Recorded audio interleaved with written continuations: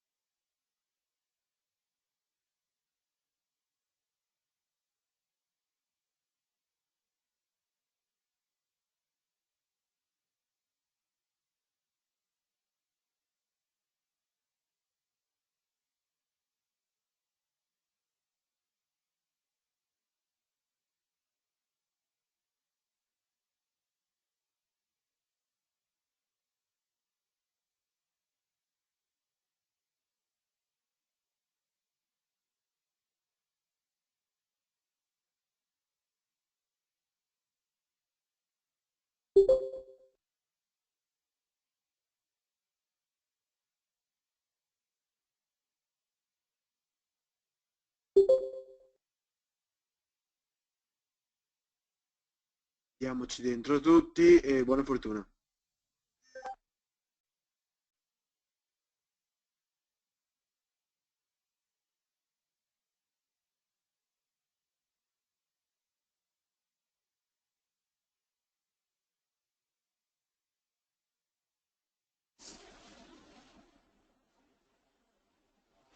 Good afternoon everybody, and also good morning and good evening to others. So welcome to this webinar that we've got today. We're delighted to have Sven with us, who's going to be sharing his experiences of his sustainability journey, and in particular the sort of challenges that he was facing and how he managed to come around with solutions around those. So just before we start, one of the things we'd like to be able to do is to actually have everyone mute that's on the line, but also what we'd like to positively do is to encourage questions to be raised as we're going through the webinar. We'll be monitoring, and if you could do those actually in the chat window, and if you could direct those either to everybody, that's fine, or specifically if you just want to direct those to Joe Jones, who is on the webinar, as you'll see. Then we'll be collating those throughout the webinar, and then we've got a nice section, a long section at the end, where we want to make sure we address as many of those questions as we can with Sven and with Joe as well, and potentially myself, to make sure we answer as much of those as possible. So please raise those questions. It's going to make it more interactive and more informative for everybody if you're able to do that. So what we'd like to be able to do is to introduce the speakers for you this afternoon. There's myself. I'm Simon Wheeldon. I'm the co-founder, and I'm also in charge of the services side of CloudApps, which you'll hear about a little bit later. We provide the underlying software for sustainability, in this case for Sven and his organisation. But what I'd also like to do is to introduce Joe as well from SustainIt. So Joe, if you could introduce. Unmuted. So hi, yep. So my name is Joe Jones. I've just realised I don't think I've ever seen the word sustainability so many times in one slide. I am the principal sustainability consultant at SustainIt. We'll talk a little bit about who we are, I'm sure. But we are a sustainability data consultancy. So we help our clients understand what kind of information they have available, build a strategy for using that data effectively, and find ways to make that strategy a reality. And that can be as simple as a bit of materiality work, or as we get to companies the size of material handling, it becomes about technology, about innovation, and about finding the right way for them to manage the data that's coming in from internationally. And that ends up being about technology, and which is obviously where our relationship with CloudApps comes in. So that's a little bit about us. Fantastic. And just before I introduce Sven, I'll just give you a sort of an overview of the sort of structure of the webinar this afternoon. The plan is to have a sort of a interactive Q&A session with myself and Sven, where we're raising some of the questions and some of the challenges, etc., that Sven has had throughout his journey. The plan is for Sven to then to explain how he's overcome those. and that'll last probably about 20 to 30 minutes, and then the plan is to open that up to questions where we have the rest of the time, if appropriate, to answer those. So that's sort of the format that we'd like to take. So what I'd like to do, Sven, first of all, is to ask you to introduce your company, the role that you have within that company, and also it'd be great if you could share a little bit about yourself as well and some of the challenges you have. Okay, thank you very much for that that nice introduction, and thanks to all of you for joining this session. I look forward to having discussions with you on some of the questions that you may have. But just to introduce my company to start off with, so I work for Toyota Material Handling Europe, and what we produce is a wide range of material handling solutions and products. So this is different to the Toyota Motors company that a lot of you might will have heard of. So this is what we produce, selling it globally, and I'm also happy to say that we are the #1 in the world when it comes to size of material handling.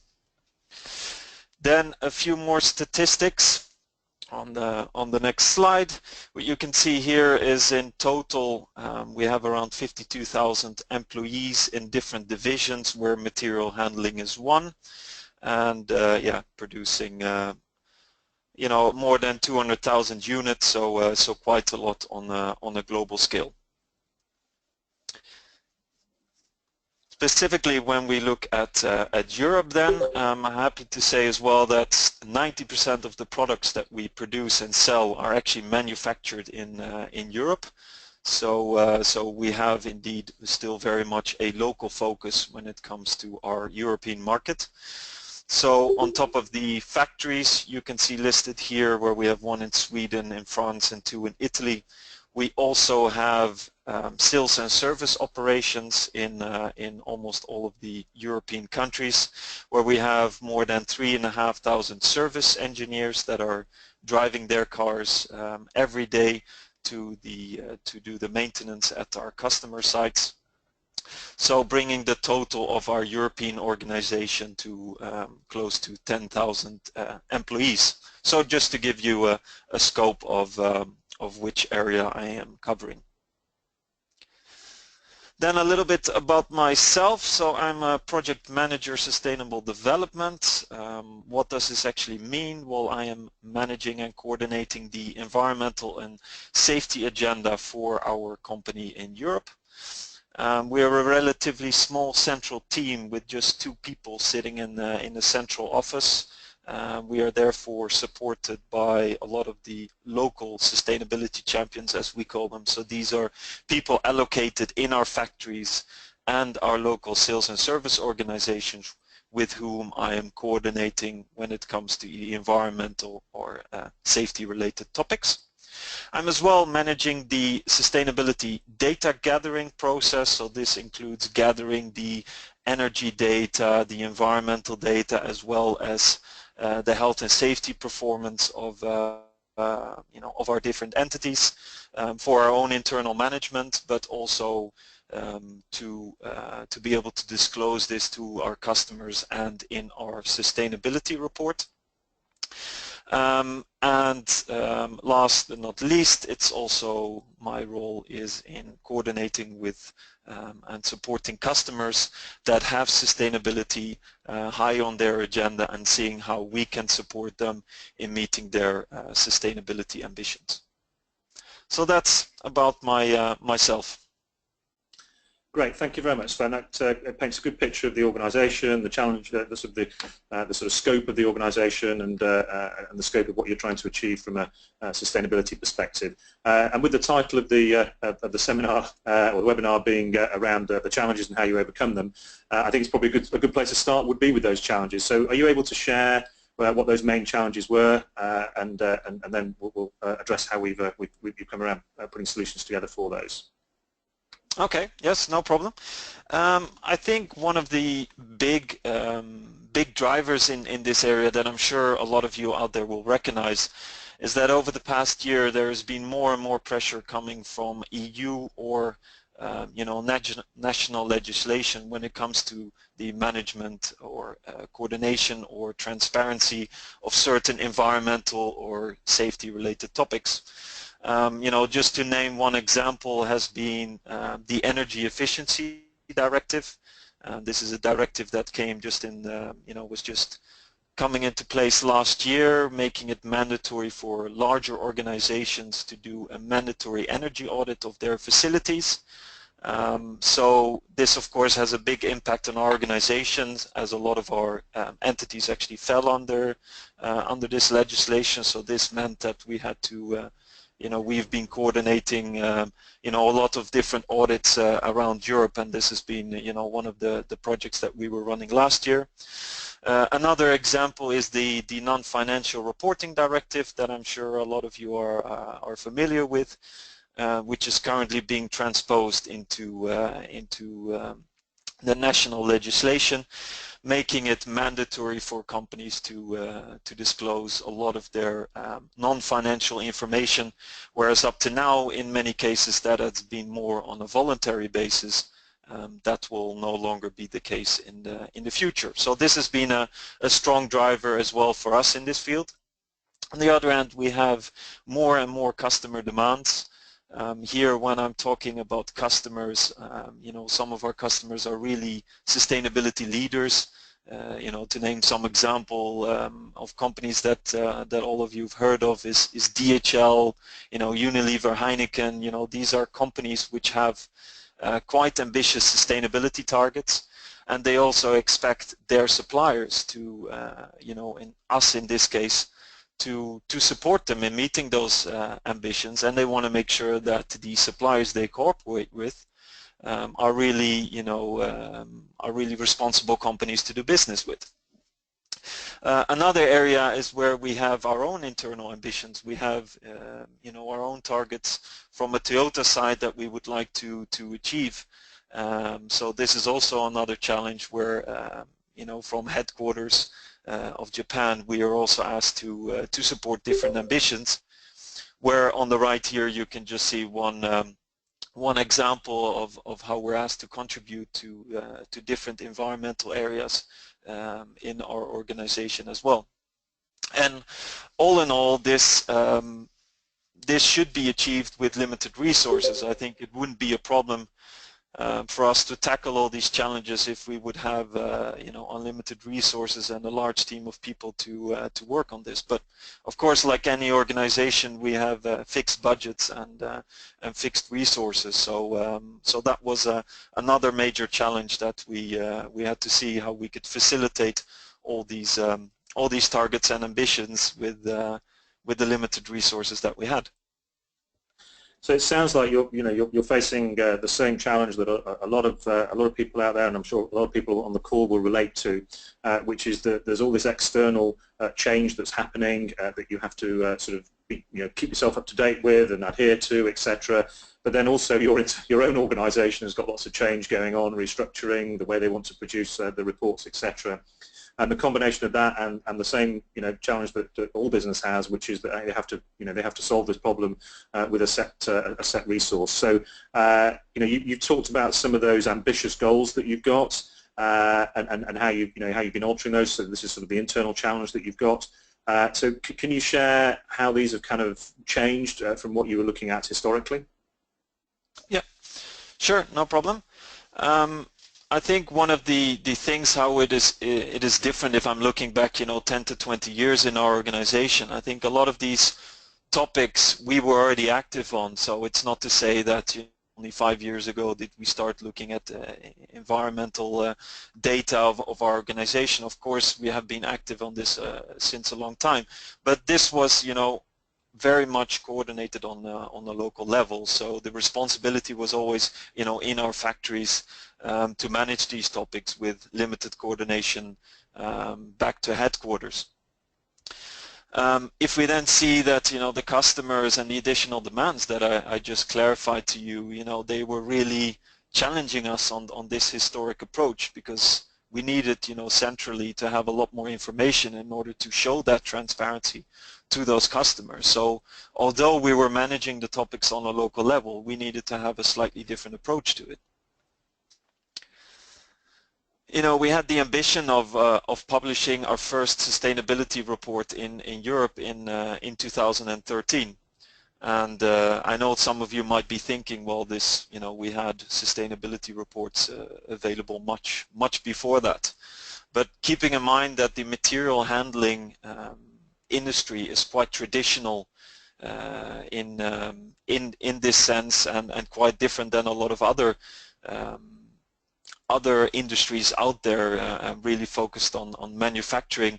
When we brought out our first report in 2013, we were actually the first company in the material handling industry to disclose information on such level. So just to show you of actually where the maturity of our industry was in this.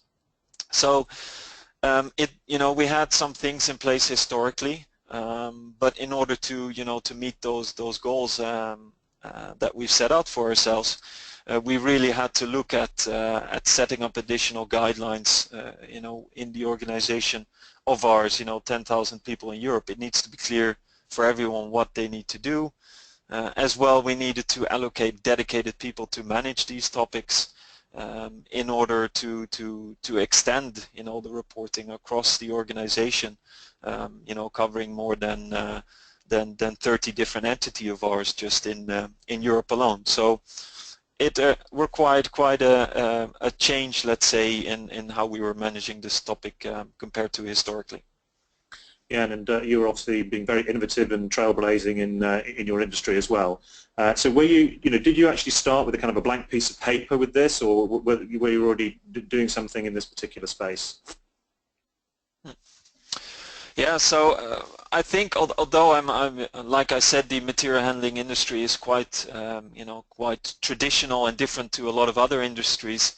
Toyota has always been in the lead in this area, where we already published our first environmental report in 1994. So just to show that actually a lot of the topics were already existing in the organization since quite a long time.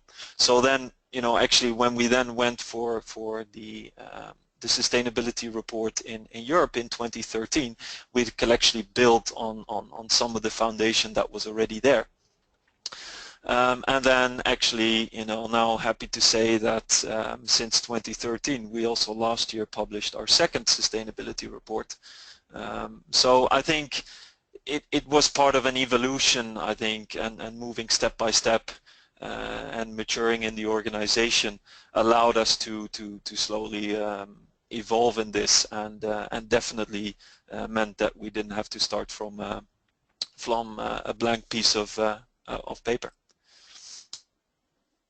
So, we had some things already in place historically, and one other thing that really helped us a lot is that when looking at our factories, they already had ISO 9000, ISO 14000, OSHA's 18000 in place. So they already had a lot of the management of topics according to perhaps a slightly different methodology.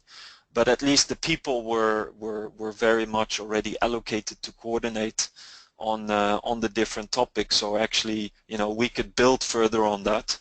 But of course, as we had the ambition to publish a GRI report, and we wanted to do this in line with GRI, it meant that we had to adapt a lot of these procedures to to make it that it was in line with the global reporting framework, because it's not just a framework to publish a report on, but of course you need to be able to embed this reporting procedure in the organization.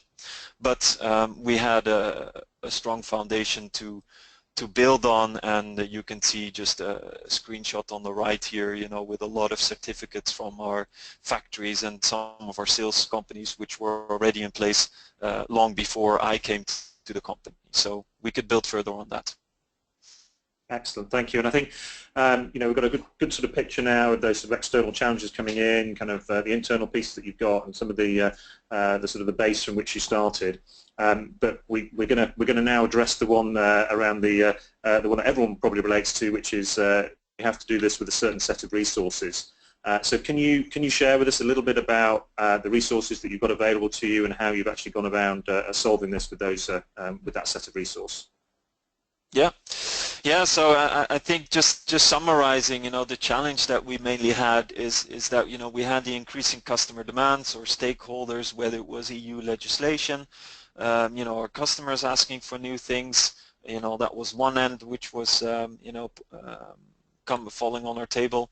Secondly, we had the our own customers going for new ambitions. We had to disclose to show the ambitious targets that we had in our company.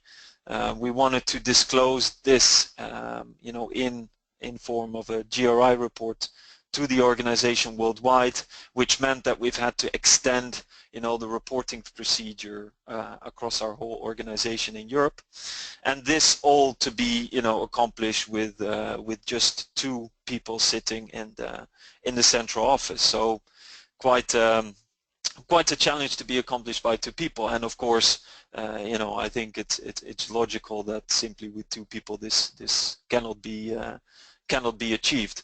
So this really allowed us to have to think in a different way of how we can further work with this.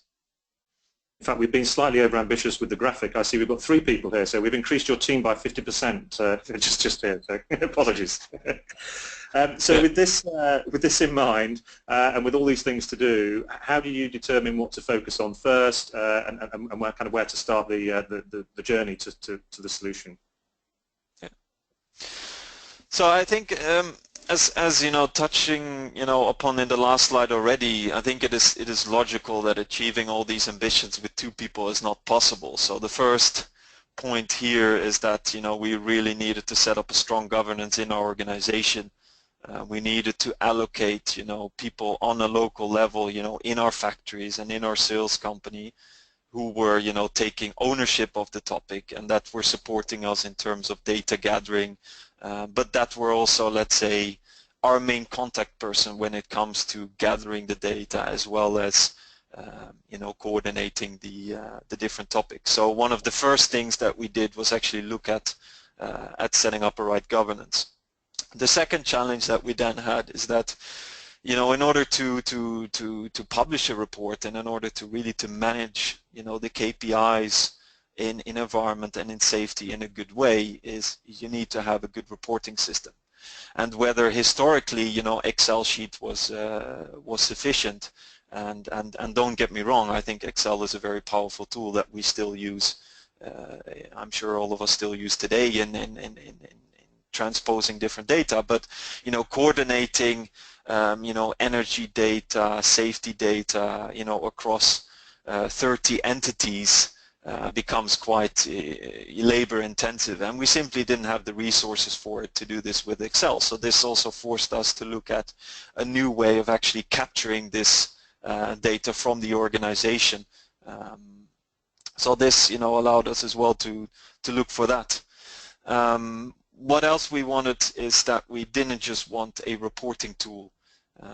It's ultimately the people that are sitting in our factories and our sales companies that have to report all this data.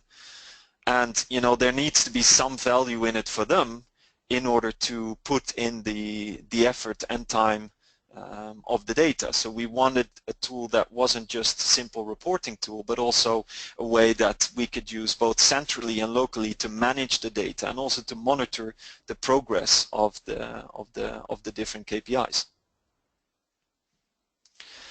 So we had this ambition of looking for such a solution. At the same time, with the amount of work that was on our table, we didn't really have the time nor actually the knowledge of actually searching in a broad spectrum for a possible solution that could help us on this.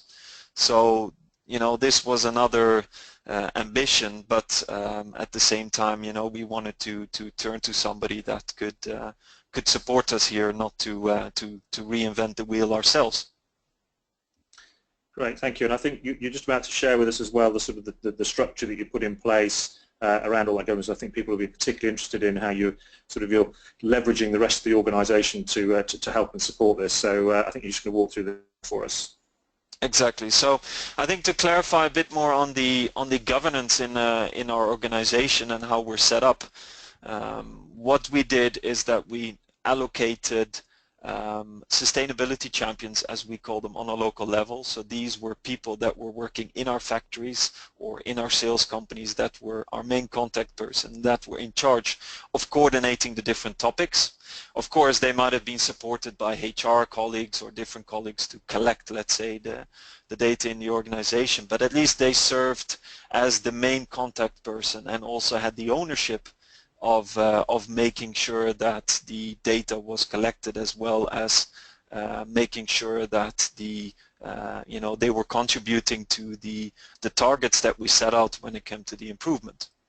So we had these people on a local level, but it becomes quite difficult for us to coordinate with 30 people at the same time. So what we did is we allocated a regional champion, so one person being in charge of a specific region, who would focus as a window person for us. So we scheduled monthly meetings with them to coordinate the different topics, and they were then cascading that information down to their region, as well as raising certain concerns that the people might have had on the local level. But this at least meant that we could coordinate more easily with the regional champions.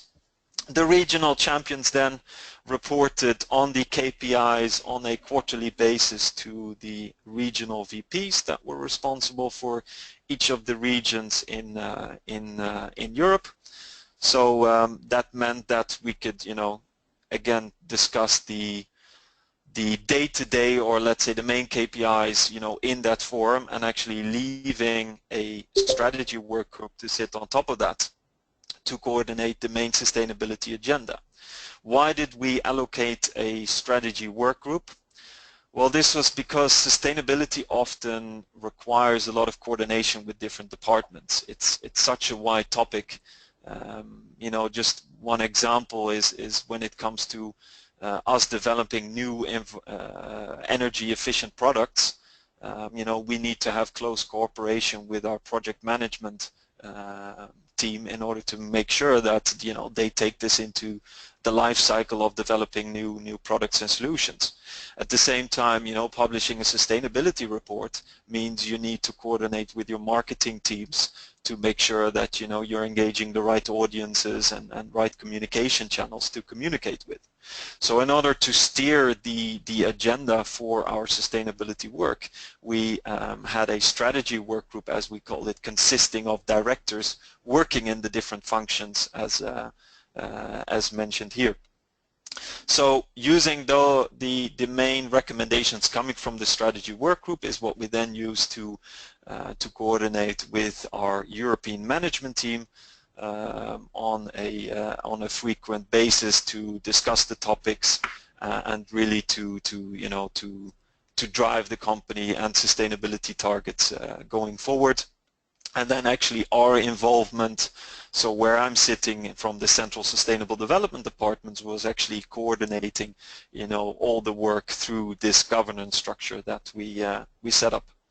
So this is, I think, as far as the governance, and hopefully it paints a bit of a clearer picture for how we set up in our company with only limited people centrally, but still being able to coordinate through a company of close to 9,000 employees in Europe alone.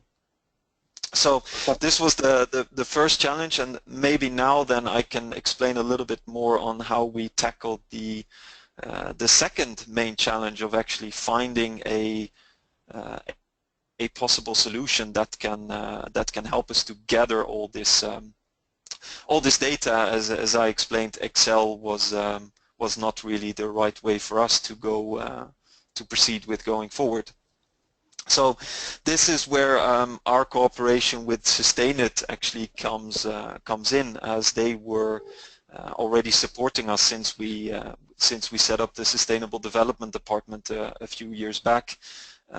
They helped us in doing some of the data crunching for our first sustainability report. So, it was quite easy for us to turn to them in the sense that they already were familiar with our organization, they knew how we were set up, and they were familiar with some of the challenges as well as some of the ambitions that we've had. So, we have Joe with us on the calls, so maybe Joe, you can probably explain much better than me on how you supported us in this process. Well, certainly, thanks, Sven. For us, finding the right, not just technical, but also cultural fit for our clients when they come to us and say they want to look at a technology solution in terms of sustainability data is really about understanding, and it's about understanding the kind of data that they're using, which obviously for us with Toyota Material Handling, we'd spent the time, as Sven says, crunching numbers, helping them set out what kind of data was in reach, so we knew that already quite well. We were also able to talk about aspiration and about where Sven and the rest of the team seems a bit grand when there's two of them, but where they wanted to take their sustainability data, what ambitions they had in terms of being able to collect data, in terms of being able to report it, and being able to use the data beyond reporting. I think this goes to, one of the great strengths of any kind of technology solution. It really changes data from being a single direction to being a conversational, and you're able to provide data back to remote markets, to remote facilities, so they understand where they sit within the global sustainability data landscape, and I think that's really powerful. In terms of the specifics of what we did with Sven and with Toyota, it was about just these things. We helped them understand what they wanted to do. We helped them understand what they wanted to be able to do in the future, and then we were able to go out to market. We're independent. We've been independent since we started, which is 9 years ago now, and we've got technical partnerships with quite a few of the software houses, so guys like CloudApps and with, to be honest, some of their competitors as well, and we are able to help them find the right fit through that. We don't have any kind of stake in the final selection beyond, so we want to help our clients make the right choice. And so when we come back to them with a list of possible vendors, we know and they know that that list is robust and isn't just, these are the ones that are probably at the top of the industry. These are the ones that actually match their specific requirements and their specific ambitions and their specific structure. I think one of the great strengths of the sustainability market is how much software is incredibly configurable. And I think that's an important word, and I'm sure Simon will agree with me. Configurable rather than customized is an important distinction. I think if you can get a system that can be set up using configuration rules, using the structure that is in the system to match your needs, then you're a lot better off than having a system that is put in and is then customized by a developer to match it. I think it's the difference between finding the square peg and just hammering any shape in on the assumption that sooner or later it will fit properly.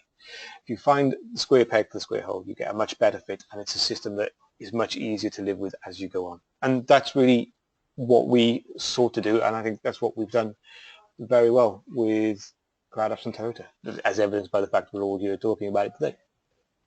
How does that sound, Sven?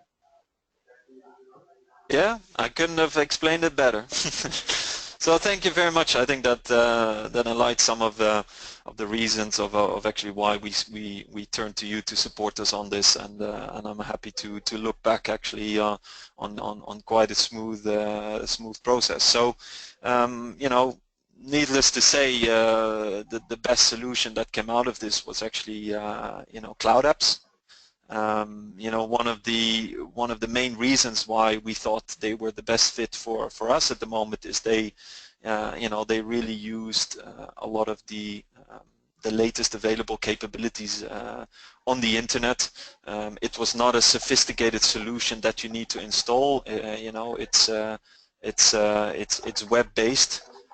At the same time, using still quite powerful solutions that that allow you to see the data in different ways and allows you to report.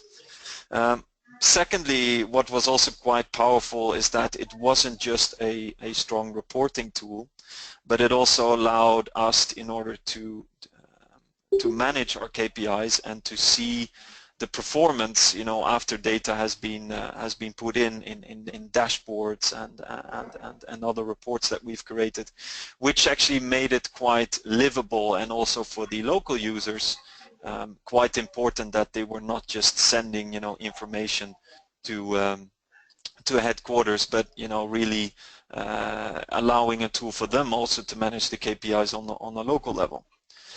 So not just a simple reporting tool, at the same time it should be very easy to input the data, and this was also quite important for us, that you know, there's many solutions, powerful solutions that exist out there, but some of them are quite complicated and really require lots of training or user manuals to refer to in order to understand how you should report or how you should manage certain data.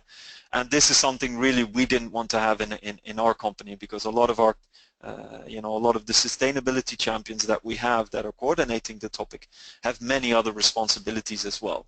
So, you know, they don't have the time to spend to go on you know, days of training in order to understand the solution. So it should be simple, and this was something that that CloudApps was able to offer, where just via, you know, a link in an email, they could directly get access to the forms to complete the data. And really, you know, without actually having been trained in detail on the system, you know, just, you know, without they could directly go in and input the data, and really in that way making it easy not only to report but also through dashboards to find the data, to see the progress, and really allowing us as well to act in case we see, you know, trends are going in the wrong direction. So really a proactive way, and that's really what I think yeah, made CloudApps, and actually, you know, made CloudApps the strong solution we have today, and already one thing that we one of the reasons why we chose their solution to go with. So some additional benefits then that I think are also quite quite powerful is when it comes to the audit trails. I think, you know, now with the new legislation, and I'm sure a lot of you out there will be familiar, is that, you know, the auditability of data becomes more important. You need to be able to show where is data coming from, how is it being progressed, how is it being managed, and this was quite powerful and becomes very difficult with Excel. You know, if you've sent the file to different people, you know, you might have over time have corrected some data, you know, then it becomes quite difficult to go back or to remember who changed what, and in the system this is all monitored, allowing us not only to see who changed the data when and where, but also in a case that, you know, somebody has left the company, or in case something is reported wrong, it allows us to go back to previous versions. So quite a powerful thing. Additionally, you know, this might sound quite straightforward, but from an administration point of view, this helps us a lot, is in terms of when it is time to report data, the system automatically sends out emails or reminders close to the deadline, and really, you know, taking away this administration of actually having to go and do this manually yourself, or checking in the system who hasn't reported. So, you know, this is all managed by themselves. So this really allowed us to still keep the central control. I think it's important that if you have, you know, a European head office, that the control, of course, needs to remain in the ownership. At the same time, the people on a local level need to feel that they have the ownership of the data. So we kept the, you know, we embedded an approval process which was linked to our to our governance structure. So again, I'm not going to get too technical here, but it just meant that before data, let's say if the energy data was provided on a local level, it wasn't simply processed into the system and displayed on the dashboards. It first needed to be approved by the local sustainability champion, which meant that up to that point they actually were able to change data without actually having to worry that, you know, centrally I'm chasing them, or I'm seeing that data is not entered correctly. So this allowed them to keep the ownership of the data on a local level, and as well had the benefit of having the 4I principle, where actually, you know, before data is actually processed, you at least have 2 people looking at the data, you know, which allowed us to filter out a lot of mistakes or wrong reporting as accidents, or wrong data can always report for misunderstanding. So that was as well quite powerful.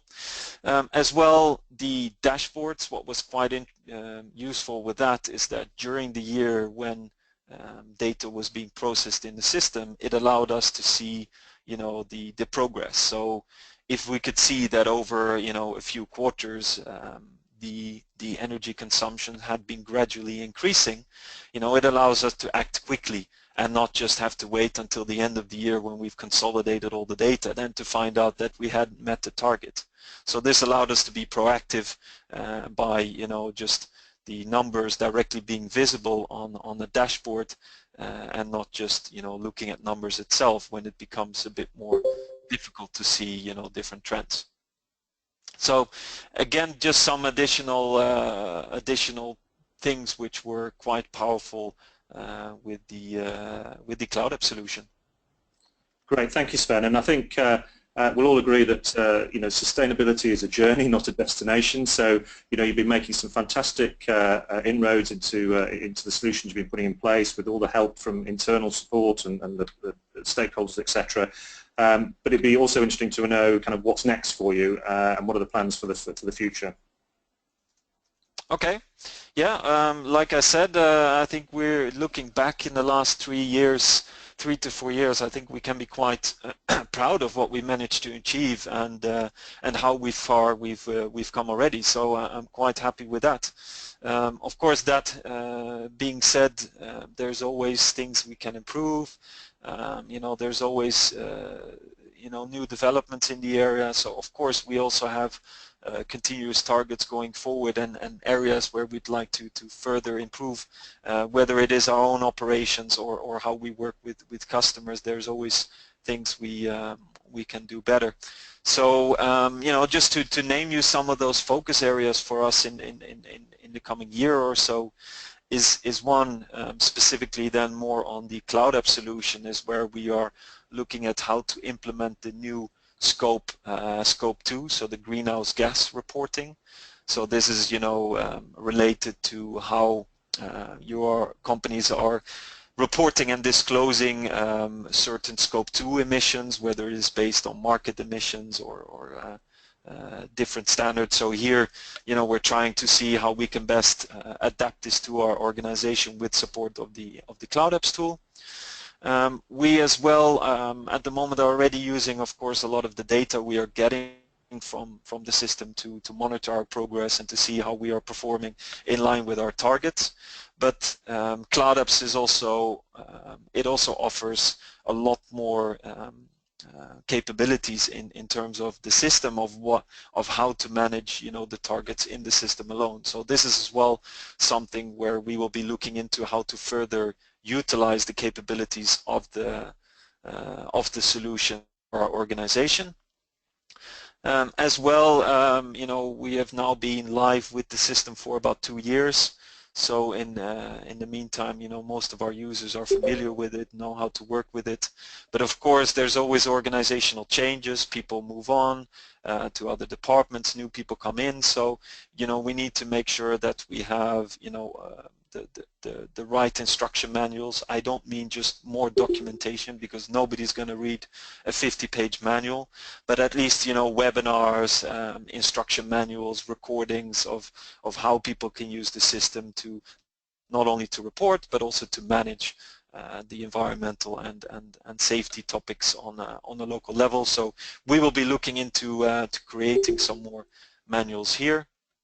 On top of that, there's always further fine-tunings we can do. Internally, we're always trying to improve on how we're working with the topics, how we are coordinating them in the organization. So fine-tuning that and making also use of the latest developments.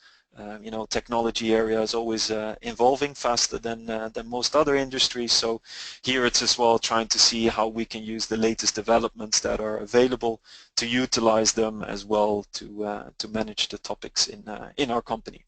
So just a few topics that are on our agenda in the coming years, specifically on these topics. Thank you very much, Sven, and I think you've really painted a picture there how you've had this challenge, and then you've really looked at the people, the process, and the technology in order to solve that. And I'm sure that people on the line, in fact, a number of questions are being raised. So what I'd like to do, if you're all right with that, Sven, is to open up or pass over to Joe, who's been collecting these questions, and he's going to put those to you or to me or to Joe for a few answers. So are you okay for that? Yeah, looking forward to the questions. Yes. Great. So Joe, if you could post some questions, that'd be great. All right, let's see what we can do. Very quickly, I think there's just because I think it's worth doing a little bit of housekeeping. A couple of people have asked. Yes, all the slides from today will be available. We've also recorded everything, and so that will be made available to you guys as well, so you can listen to Sven to your heart's content later on. So Sven, I think if we start with probably a simple question, I think this is one that's kind of come up a couple of times, which is, you mentioned that you turned to SustainIt for supporting you in the vendor selection process. Well, that's us. Can you tell us a bit more about how you were able to outsource such an important part of the process? Yeah, sure. I think it's a good question, and I think some companies here will say as well that they might not be so keen, when they're looking for a possible solution to directly turn to a consultant or to an external company, as they're of course it's very fragile, and you want to make sure that you don't end up with the wrong solution. So I think what helped us a lot in this journey is that, first of all, we had been working with you already for quite some time. So I think that meant that we didn't have to start from scratch in terms of explaining what our organization is structured, what are our ambitions. So that helped us, of course. But secondly, I think it's also very important to clearly document what your ambitions are and what is it really that you are looking for in terms of a solution. Is it just a reporting tool, or do you really want a system that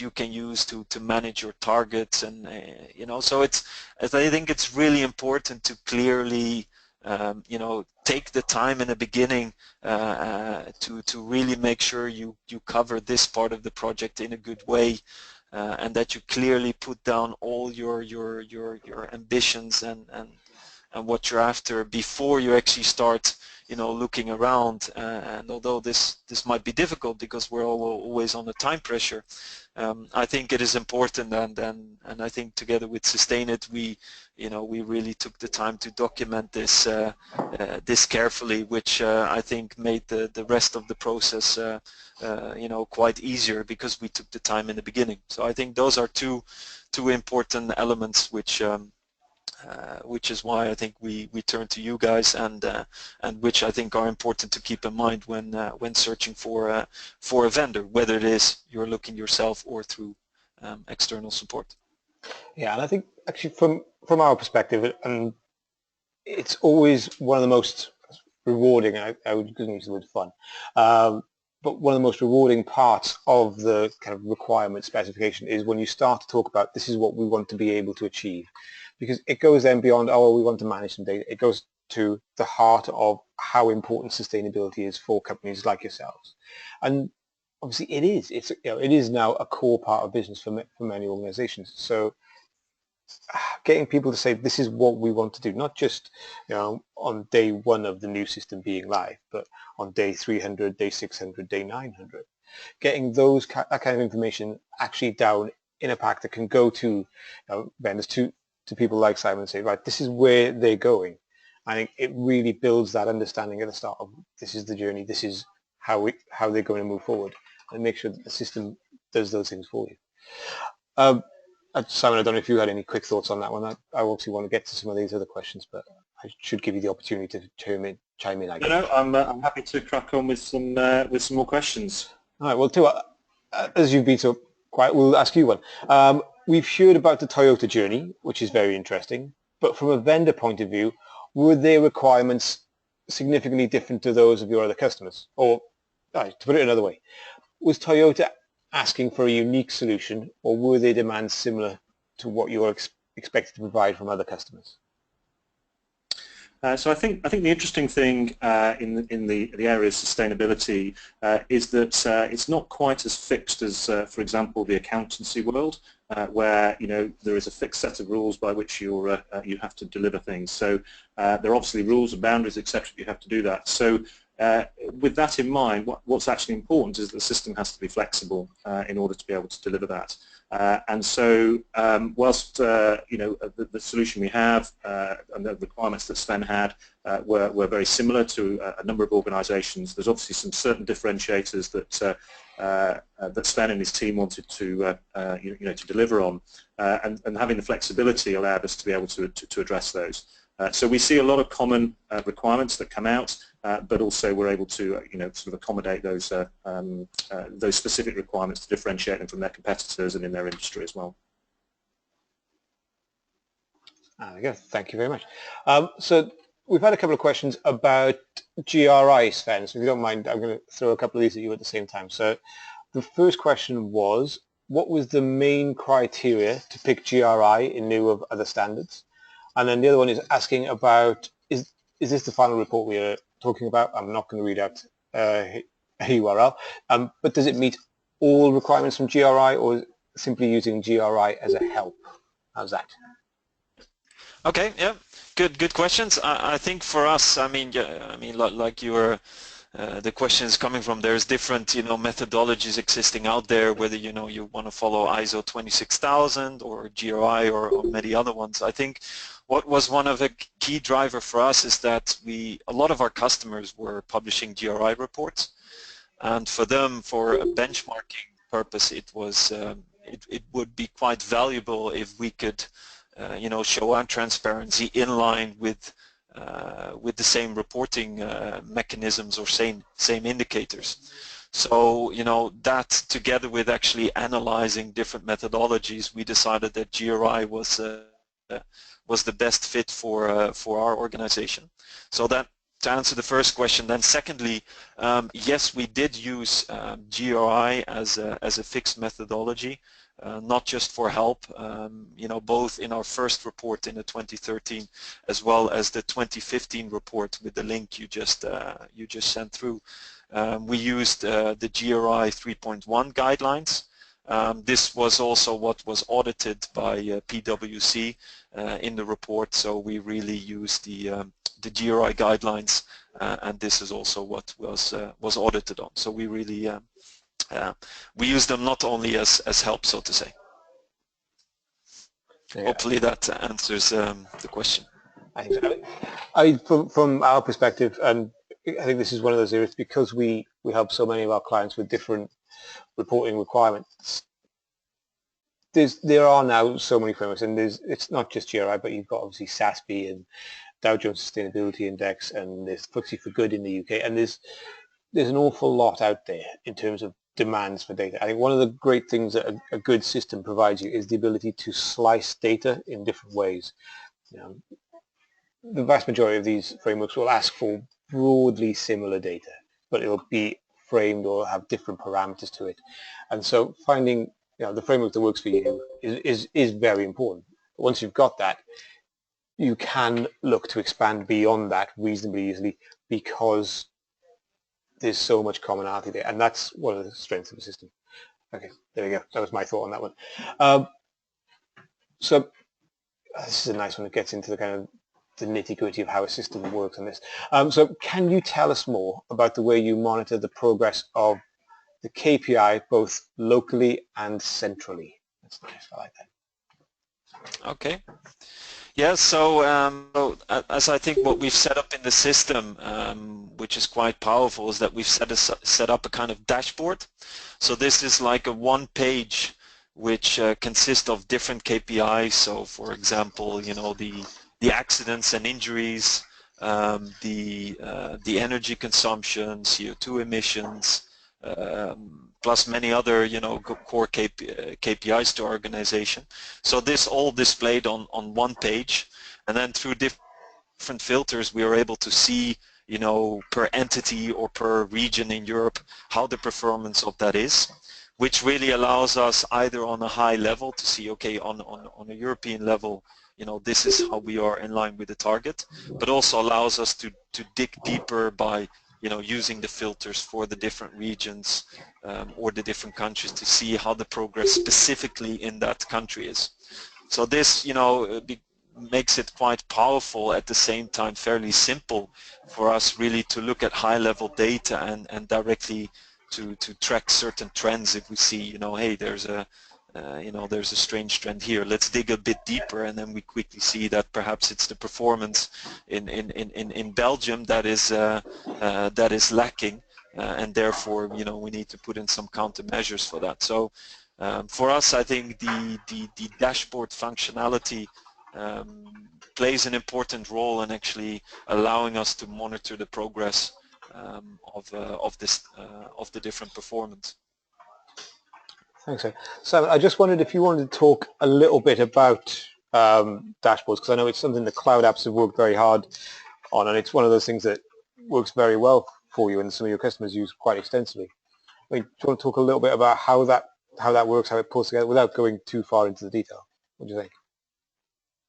So you mean in terms of how we are across the supply chain, or how we are coordinating, or? I think a little bit. I think what would be there's so much data that comes into these systems, and finding the right ways to display that in a dashboard. Is it something you struggle with? Is it something that's kind of worked quite nicely in that it's been led by corporate requirements? What do you think? Yeah, so indeed it becomes quite challenging, and it takes a bit of time, I think, to get your head around it.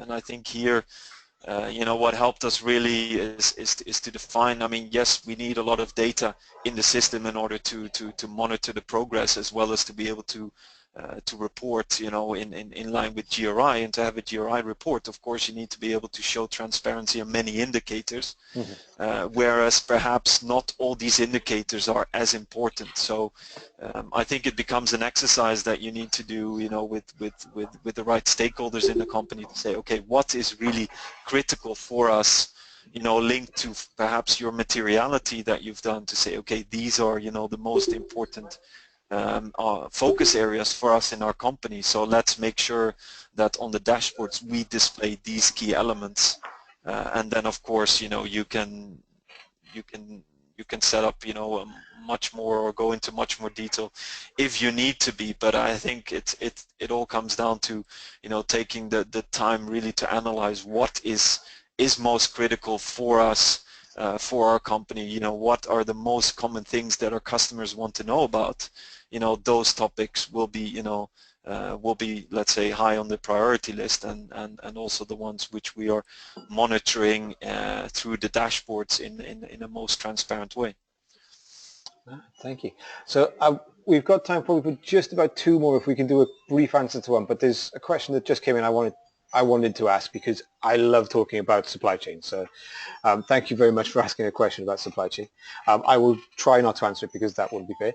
But Sven, you mentioned the alignment with your customers. How do you engage your supply chain stakeholders?